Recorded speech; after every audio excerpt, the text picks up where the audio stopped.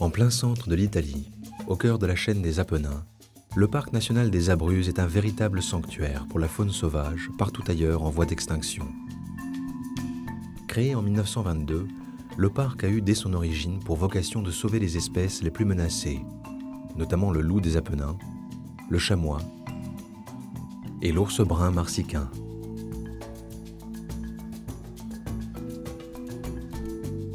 Séparée des Alpes par la plaine du Pô, la chaîne des Apennins, qui traverse l'Italie du nord au sud, compte une faune endémique génétiquement différente des espèces alpines et plus de 150 espèces indigènes de fleurs.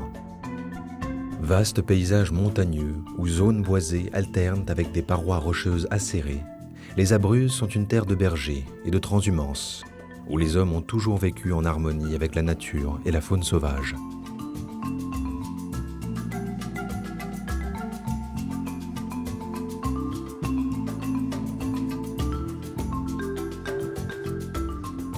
Aujourd'hui, l'ours brun marsicain, véritable emblème et fierté du parc, attire chaque année des centaines de milliers de visiteurs qui rêvent de l'apercevoir.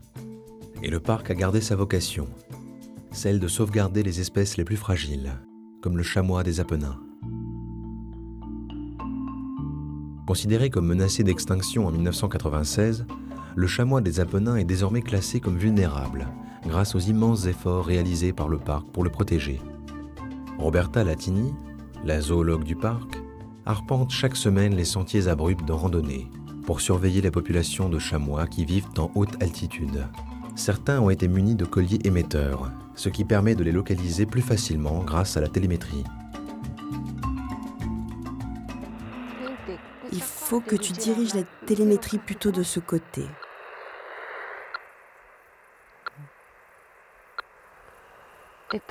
À droite, oui. Et maintenant à gauche.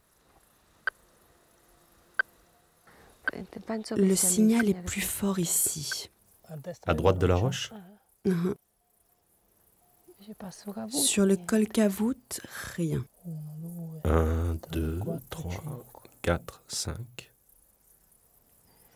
Il devrait y avoir celle qui porte un collier bleu pourtant. Elle fait partie du groupe? Non, ici il y a une femelle qui s'appelle Renata et l'autre Regina.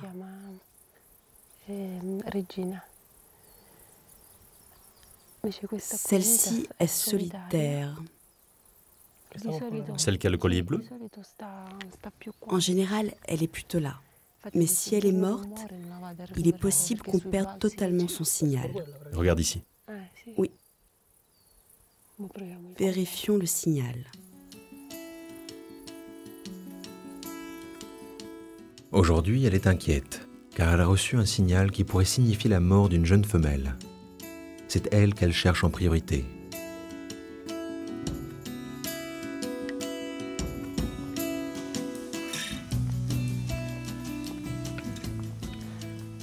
Paolo, prenons la longue vue et le trépied, parce que je l'ai peut-être revu. Mais je ne vois pas bien le collier à cause de la lumière.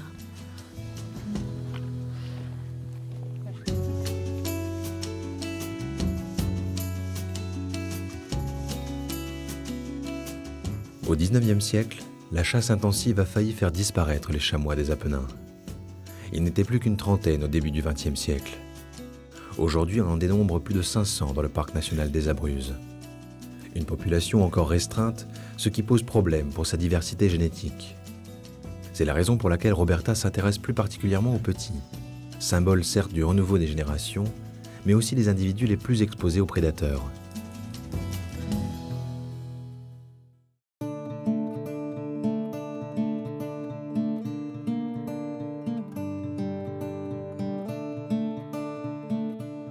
En ce début d'automne, ils sont nombreux à chercher de la nourriture pour constituer des réserves pour l'hiver.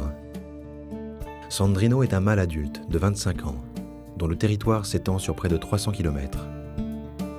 Ce matin, il semble n'avoir qu'une obsession, trouver de quoi s'alimenter.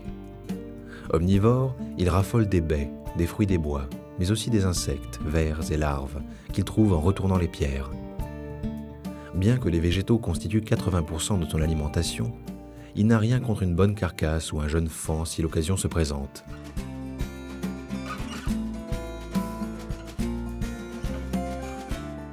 Avant son hibernation, il a tout intérêt à accumuler le plus de graisse possible.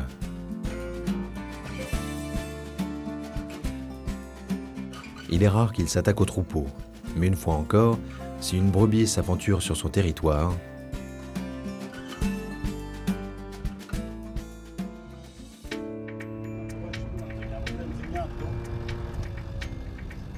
Alberto et Romano, gardes-parc, viennent justement de recevoir un appel d'un éleveur dont le troupeau de moutons a été attaqué dans la nuit. Ils doivent mener l'enquête pour déterminer quel prédateur a pu s'en prendre au cheptel.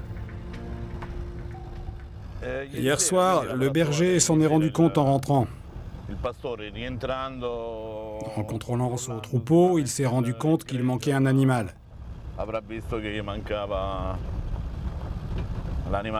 Le problème, bien souvent, c'est de retrouver l'animal attaqué ou du moins ses restes. Parfois, on ne trouve plus rien du tout.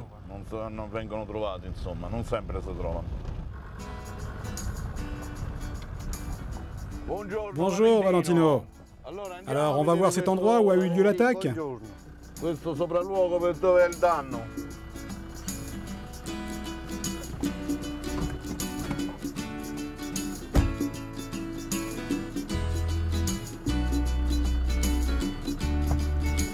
Buongiorno. Buongiorno.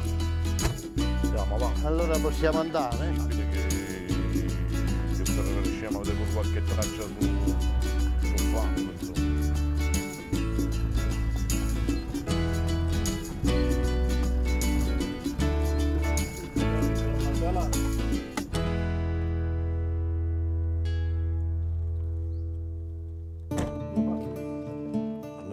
Les agressions de troupeaux par des loups ou des ours sont rares dans le parc et se produisent quand les bêtes sont laissées sans surveillance.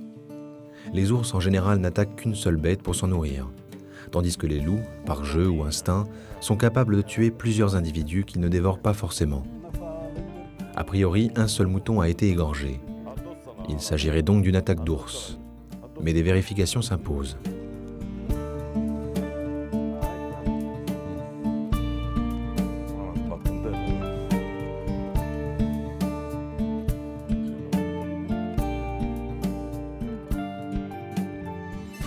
Regarde ça.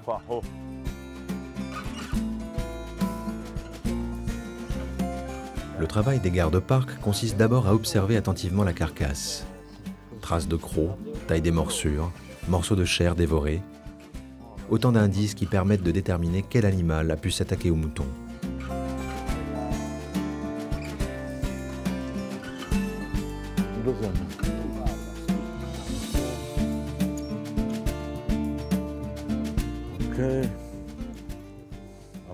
On dirait vraiment une attaque d'ours. Oui, mais il n'y a plus de viscères. Et la bête a été transportée par là. Regarde.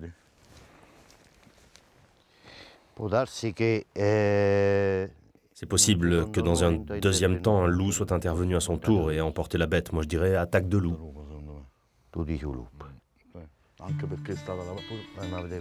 Pas de doute possible, c'est bien un loup qui a tué ce mouton. Valentino, l'éleveur, sera indemnisé par le parc qui s'efforce de limiter les conflits entre les bergers et les bêtes sauvages.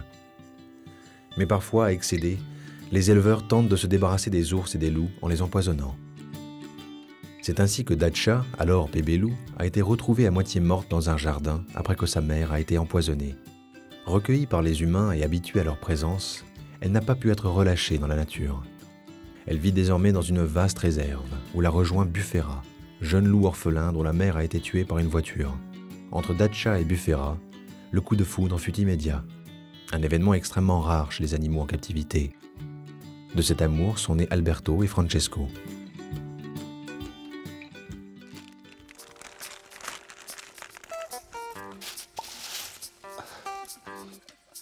Deux fois par semaine, Georges, le soigneur du parc, se charge de nourrir la petite famille. Sa présence dérange les adultes qui n'osent s'approcher. Alberto, le jeune louveteau, en revanche, ne résiste pas à l'odeur de la viande fraîche.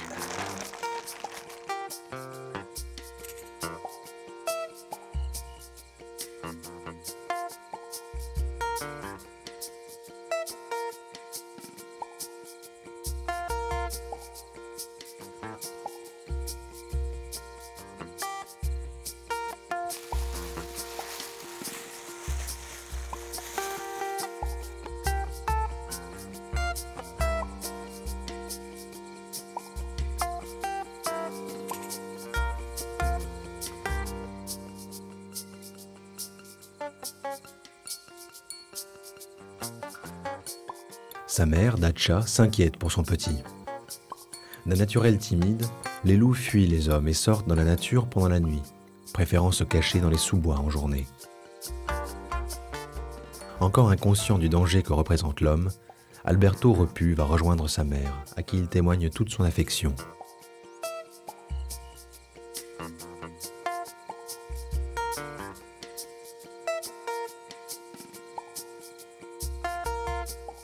Mais la faim est plus forte et la tentation trop grande.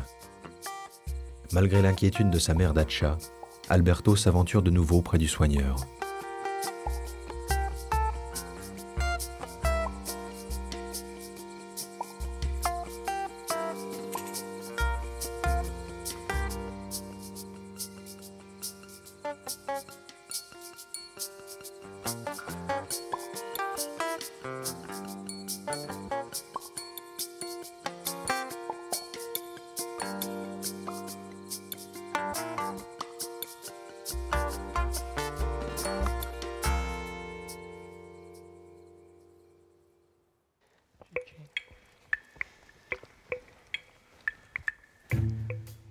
Pendant que les loups festoient, Roberta et Paolo poursuivent leur ascension. 5 fois par semaine, ils doivent parcourir 1000 mètres de dénivelé pour atteindre les crêtes rocheuses à 2000 mètres d'altitude. L'habitat préféré des chamois qui voient les prédateurs venir de loin.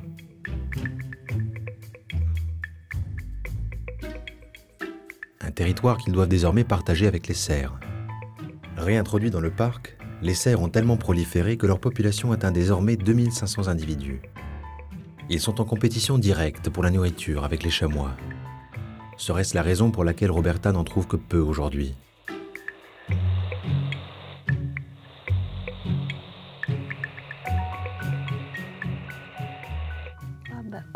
Si on résume, on en a vu 15 en dessous, plus ou moins, 7, 8 de l'autre côté, il en manque donc une trentaine, quarantaine.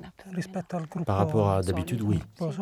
Il y en a encore 2 petits ici, et il en manque près d'une trentaine d'animaux, parmi lesquels une vingtaine de faons et le groupe de capraro. Il faut qu'on revienne vérifier.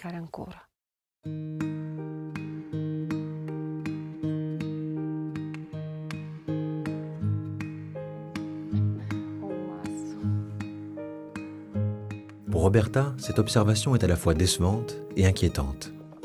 Elle espère trouver davantage de chamois la prochaine fois.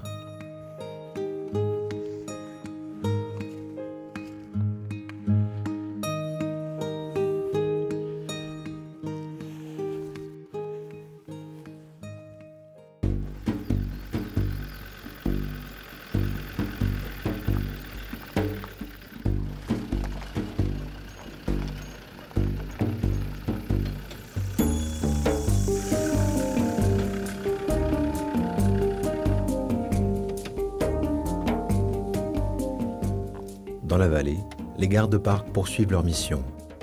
Un cheval est mort de vieillesse dans un pré. Il semble avoir attiré un grand nombre de charognards. Une fois encore, les gardes partent à la recherche d'indices pour déterminer qui a profité de cette manne alimentaire.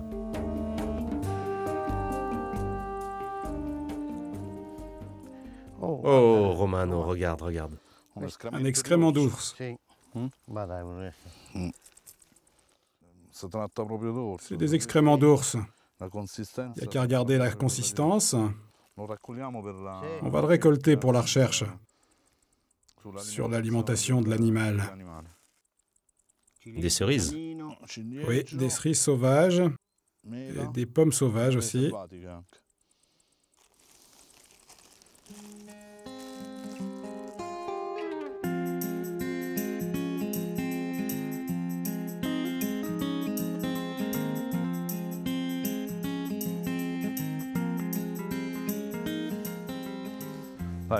Allons donc contrôler cette carcasse. Et la voilà la carcasse. Il ne reste plus rien du tout. Cette carcasse de cheval a été pratiquement entièrement dévorée. Elle a attiré tous les prédateurs. Les ours, les loups, les renards. Oui, tous les carnivores du parc. Une carcasse de cheval mort C'est une véritable aubaine pour les carnivores sauvages. Les scientifiques du parc ont eu le temps de placer des caméras à infrarouge la nuit précédente. Les images révèlent un balai incessant de charognards. Un balai bien réglé. Les plus forts se servent les premiers, et les rois des abruzzes sont sans conteste les ours. D'abord méfiante, une jeune mère inspecte les environs de la carcasse avant de revenir avec ses 2 petits. Sa plus grande crainte, qu'un ours mâle occupe déjà les lieux. Très territoriaux, les mâles sont capables de s'attaquer aux oursons et de les tuer d'un seul coup de patte.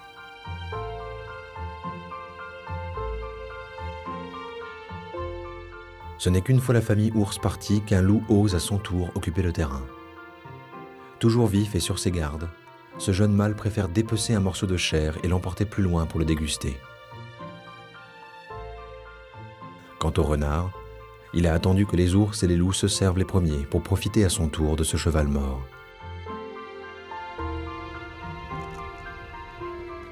Au matin, quand les gardes-parcs arrivent, il ne reste plus rien de la carcasse du cheval, si ce n'est quelques papillons gracieux venus nettoyer les os. Ces images exceptionnelles seront d'une grande utilité pour Roberta la zoologue, qui étudie aussi les populations d'ours. Difficile pour les scientifiques d'estimer avec précision leur nombre, car les ours se cachent à l'abri des regards et se déplacent en permanence. Il y en aurait 40 à 60 dans le parc. Roberta recherche Forchetta, une jeune femelle de 15 ans. C'est une ours assez confiante, même si elle ne s'approche pas des centres habités. Ce coin en particulier n'est pas urbanisé, c'est pourquoi on la retrouve souvent au fond de la vallée. Le problème, c'est qu'elle s'approche souvent des routes et c'est un facteur de risque pour elle. Elle pourrait être victime de collisions.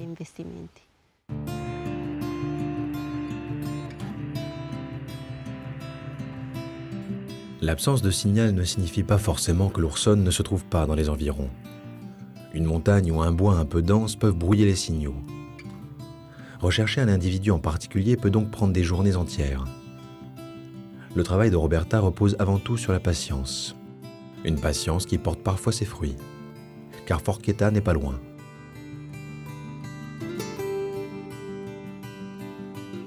Elle est en pleine mue, en train de perdre son pelage estival pour revêtir un manteau d'hiver plus épais.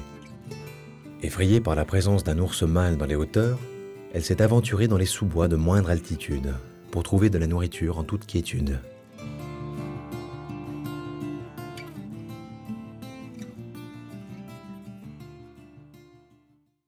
À 2 pas de là, sans se douter de la présence d'une ours, Danilo et Luca cherchent l'emplacement idéal pour capturer des chauves-souris, excellents indicateurs de biodiversité.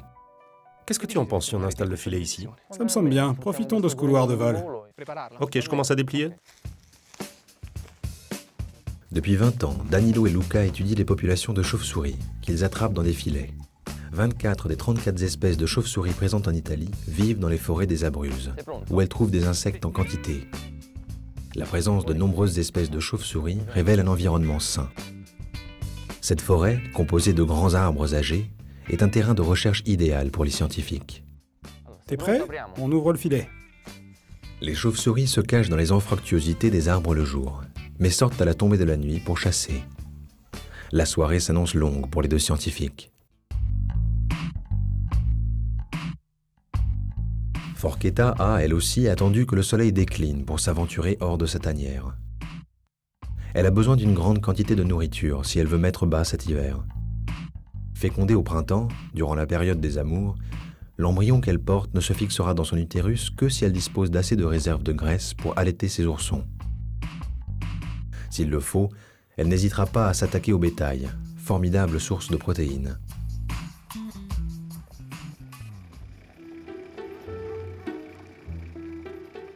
Gregorio Rotolo, éleveur dans la plus pure tradition des Abruzzes, n'a pas peur de ces grands prédateurs. Comme son père et son arrière-grand-père, il a appris à vivre avec les loups et les ours et à protéger ses troupeaux. Une fois par semaine, il rejoint les alpages pour rendre visite à son berger et s'assurer qu'aucune tête de bétail ne manque.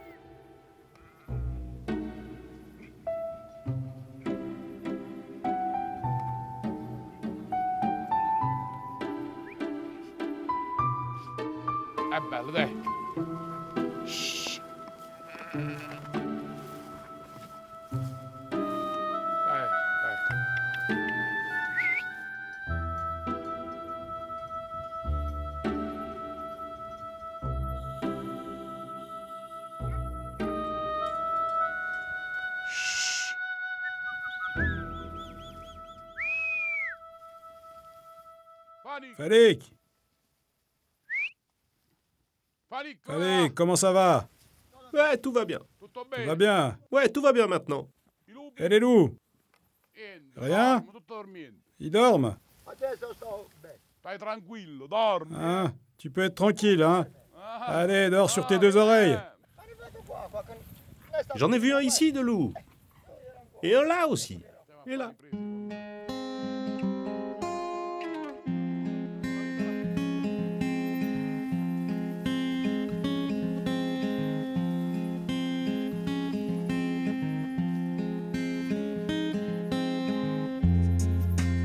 La recinzione funziona. Adesso no? Funziona la recinzione. Elle marche bien, cette clôture? Ma l'ultima volta che C'est quand la dernière fois qu'un loup s'est approché? Come si fa? Il y a un mois et demi? No, vedi. Questa ce l'hanno Et data. tu sais pourquoi on nous a donné cette clôture? Perché quando ha mangiato la pecora e il lupo dentro la mano. C'est quand un loup a mangé l'une de nos brebis. Le WWF et le Parc national des Abruzzes nous ont donné cette clôture pour que ça se reproduise plus. Più il lupo qua con questa. No, no, no. Col lupo e con l'orso. Poi alla Il faut fine bien cohabiter avec les ours et les loups. che devono vivere pure loro. Ils ont bien le droit de vivre, eux Siamo aussi. uccisi tutti quanti. On ne peut pas les décimer jusqu'au dernier. Devi convivere con l'animale che c'è. On doit vivre avec les animaux qui ont toujours été là. Ça fait partie de la tradition, telle qu'on me l'a enseignée et que je continue de pratiquer. La pecora va dentro. Les brebis, on les rentre le soir, on les traite, on fait du fromage, et on les protège des loups et des ours, tout simplement. On veille sur elles, nuit et jour. Ça, c'est la vraie vie des éleveurs des Abruzzes. Les autres peuvent faire ce qu'ils veulent et continuer de se lamenter. Possono lamentare come vogliono. Gregorio a choisi son camp, celui du maintien de la tradition. Il a certes moins de têtes de bétail que d'autres exploitants, mais ses brebis sont bien gardées et donnent un lait et des fromages d'une qualité exceptionnelle. On se délecte de son pecorino sur toutes les meilleures tables d'Italie et jusqu'aux États-Unis.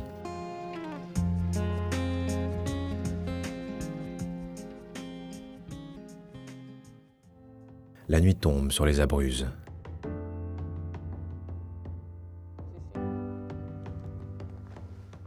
Il est temps pour Danilo et Luca de relever leur filet.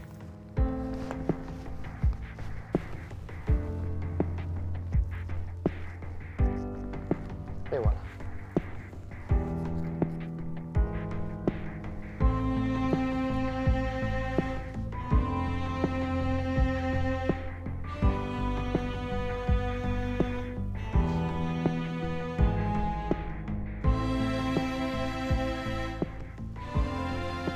Vespertino maggiore?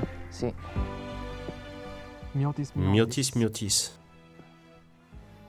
Non mi sorprende prenderlo Ça qui m'étonne perché pas d'en trouver ici, parce que c'est une espèce qui aime bien chasser dans ce genre d'endroit. Elle cherche des coléoptères dans des zones ouvertes, en sous-bois, là où les arbres sont espacés comme ici. C'est vraiment leur lieu de prédilection. Perfetto qua. Ok. Vespertilio smarginato. C'est un Myotis emerginatus.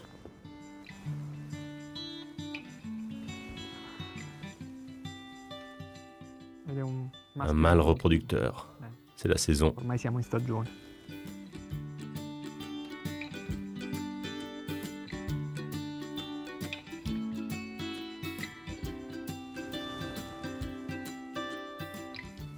La lunghezza dell'avambraccio Longueur de l'avant-bras, è 37,2. 37,2.